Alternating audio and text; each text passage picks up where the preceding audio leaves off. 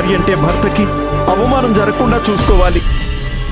నేను చేయని తప్పుల్ని నా తలకు చుట్టి అది ఒప్పుకునేదాకా అన్నం కాదు కదా, పచ్చి మంచినీళ్లు కూడా ఇవ్వలేదురా. పైగా చేయని నేరాన్ని నేను ఒప్పుకునే వరకు తను కూడా ఒక్క మెతుకు కూడా ముట్టనని చెప్పిందిరా. అంటే మీరు పొద్దుటి నుంచి ఏమి తినలేదా? అందుకే నీరసం వచ్చి పడిపోయారా మామయ్య? అన్నం నీళ్లు ఇవ్వకపోయినా పర్వాలేదమ్మా. పిల్లలు పెద్దలయ్యేటప్పుడు ఎన్నో రోజులు పస్తులున్నాను. ఇప్పుడు నా ఇంట్లో తినడానికి తప్ప దేనికి పనికిరానని తక్కువ చేసి మాట్లాడుతోందమ్మా.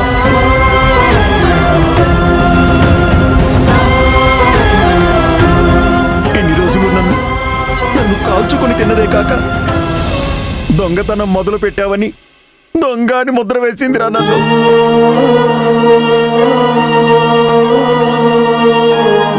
ఆ మాటలు పడేలా ఆ ఇంట్లో ఉండలేక బయటికి వచ్చేసాన్రా.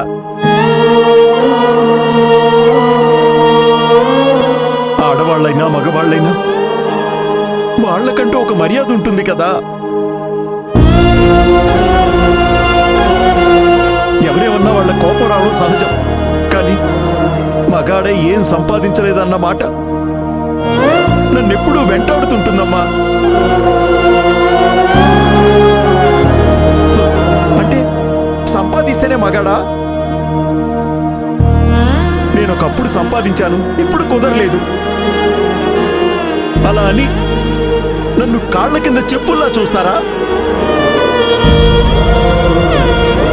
చెప్పమ్మా, చెప్పులా చూస్తారా? చెప్పు.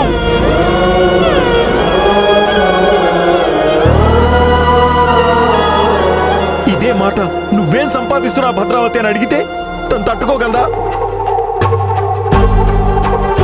అవమానంతో తన గుండె పగిలిపోయేది. అప్పటికి నాకు బాధ కలిగింది తను నన్ను తిట్టినందుకు కాదు, భార్య నా ఇంట్లోనే నన్ను అవమానించింది కదా, అందుకేనమ్మా. నా మనసు తట్టుకోలేకపోతుంది. అక్కడికి వెళ్ళాలంటే చాలా కష్టంగా ఉందిరా.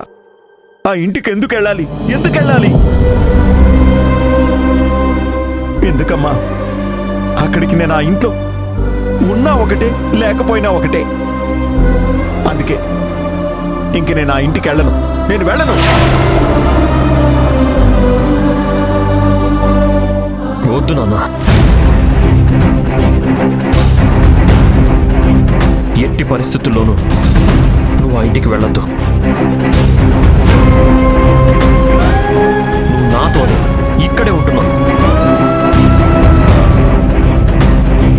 నాకు ఇక్కడే ఉండాలనుందిరా, కానీ ఎక్కడ నీకు భారం అవుతానో అని భయంగా ఉందిరా. నాన్న ప్లీజ్, దయచేసి ఇలా మాట్లాడకండి. వినడానికి నాకు చాలా ఇబ్బందిగా ఉంది. ఎన్ని రోజులు నన్ను పెంచి పోషించావు కదా నాన్న, ఎప్పుడైనా భారం అనుకున్నావా? కనీసం ఇలాగైనా నేను తీర్చుకునే అదృష్టాన్ని నాకు కలిగించు నాన్న. వద్దు మామయ్య, మీరు ఇంట్లో ఉండకూడదు.